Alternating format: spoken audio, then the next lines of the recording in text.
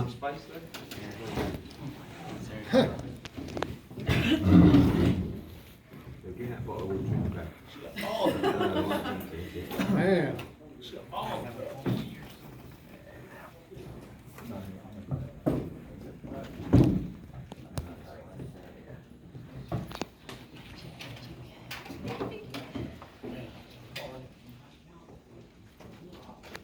Okay, everybody. A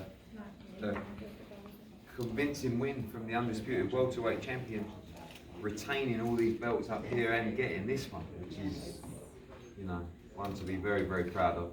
Jessica Mccaskill, still the undisputed welterweight world champion. To the floor for questions for the champ and Rick Ramos.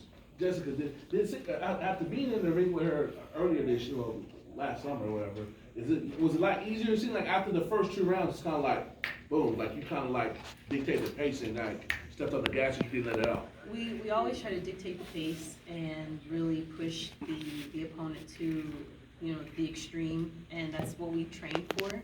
As far as just kind of it being easier, I don't know if it was that it was easier or just that my confidence, you know, is always being built. But, you know, I enjoyed it. I told her, you know, she's a tough broad because she took all the punches.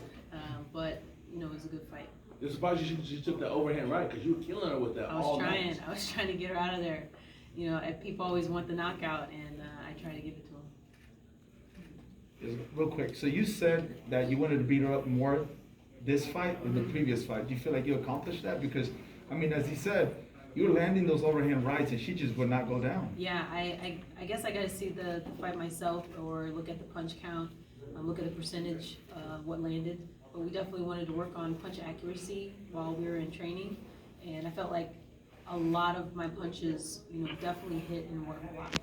Were you trying to make a statement? Because coming out of round 1, you just came out blazing. You were just coming forward, and I didn't think she was waiting for that, right? I think I start slow, and what I've been trying to work on over the past couple of fights is not starting slow and just execute straight away. And like I said, our training is insane, and I don't think any other boxer out there trains the way that we do.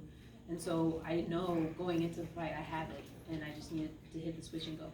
How much confidence is giving you the fact that you got the 2 wins on her? She's a future Hall of Famer and all she's done, and going forward, how much that it's gonna take a bad lady to come take those belts off of you. I don't give her the same amount of credit that everybody else does. Yes, she's done a lot for her country. She's done a lot for boxing, but when you look at her resume, she fought for vacant titles. I've never fought for a vacant title.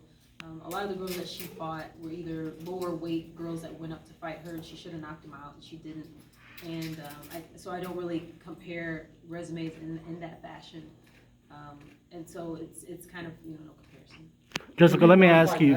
Who would you like to fight next? You want that Katie Taylor rematch? I mean, Katie Taylor's on the table. There's a lot of people on the table. You know, Rick Ramos, my coach and manager, best friend, he's so good at thinking outside the box and bringing things to the table that other people didn't really think of. He's all over the boxing scene, all over the maps. Girls, you know, and other professional fighters, they ask him for his advice on contracts and payment and who they should fight, or, you know, different things. And so he's deep in it. So, you know, wherever he says we should go, I know I'm confident and ready to do it. Let me ask you, Jessica, first off, congratulations on your victory, retaining your titles. I feel that throughout the fight, particularly the first round, I think you really, you know, set the pace. You had her backing up the whole fight. You were landing punches and bunches. Was that the strategy, or rather the game plan going into this, was knowing that she has a little bit of trouble fighting on the back foot and just hitting that body, going upstairs and attacking? The plan was definitely to move upstairs, downstairs, and really keep the bunches of punches. I didn't I didn't want to just throw one punch. I wanted to win every exchange, and I wanted to be very clear that the fight was my fight. Was there anything that, as far as surprised you throughout the whole bout, as far as the fight, from the last one to this one? Well, that she didn't go down. You know, I was working pretty hard on making sure that, you know, I got her on the canvas, and so that was a little bit unfortunate that she didn't go down. In your opinion, had it been 3-minute rounds, do you feel that you would have been able to get the stoppage? I think so. We prepare very well for big fights, long fights. You know, we did change up the game plan.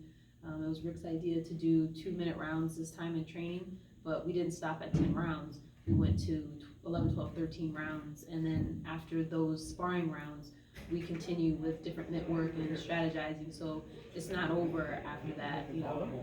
So we would be prepared for 3 minutes. Congratulations, Thank Jessica, on a great performance. Obviously, we saw throughout training camp that there was, some trash talking going on. Do you think after tonight, do you think there could be some peace between both of you? I mean, she's doing her thing. She's probably gonna retire and go her way, and I'm gonna go my way. And before we even crossed paths, there wasn't much conversation. I don't really keep in touch with. There's probably one person that I fought that I've kept in touch with, just like via Facebook. Brenda Gonzalez, a really nice opponent from down south. But other than that, this is business. I'm not really here to make friends. I'm just here to be a voice and to change history and to really do as much as I can for boxing. And plus, there was like major weakness, and we saw it. Just like her mental weakness, and I feel like we jumped on it. And I knew that it would grow and grow. And she didn't sleep last night. There's no way in the world to say you slept last night. Yeah, one of the things that people need to do, boxers need to do, is really call out the things that they see, good, bad, whatever. And with her, she made a lot of excuses. Right after she said, let's not make any excuses, and I'm going to bring the best fight to Jessica Mccaskill. And then as soon as the fight was over and she lost, didn't go her way, she made a lot of excuses as if we all weren't in the pandemic. We were all having issues, and we all had to fight through something. And if you're not successful at fighting through that, and if you lower yourself to make excuses in that fashion, that just shows that you're mentally weak. And I'm not afraid to say that. You have to bring things to the forefront. We're going to have one more question, guys, because we're on a time ban here, and I know Juan Estrada's out there waiting as well. So, final question from the floor. Two names I ever mentioned, Katie Taylor and Claressa Shields. Those are the names that interest me most for the next fight. I think, yeah, they both interest me. They both interest us, but I think the situation's got to be correct. Like, the weight on Katie Taylor's got to be. I think if you go too low, you disrespect the welterweight weight class. But if Eddie decides to go that low, I think that we have to be compensated for that. And I think that Claressa Shields, she has to come down at 145, 147, and we have to put restrictions on the upside to that. So as long as we're smart about it, and it's all about the deal. Like at the end of the day, Cecilia took this fight and the last fight at 145. That was a mistake. She was the undisputed champion. They made a mistake. They took the fight. They gave us weight. If you're in charge, you got to be smart. And I think they were not smart. And that's why we beat them 2 times. And it's all about timing. And it was perfect timing, perfect weight, and the deal was right. Well done, Jessica. Thank you so much.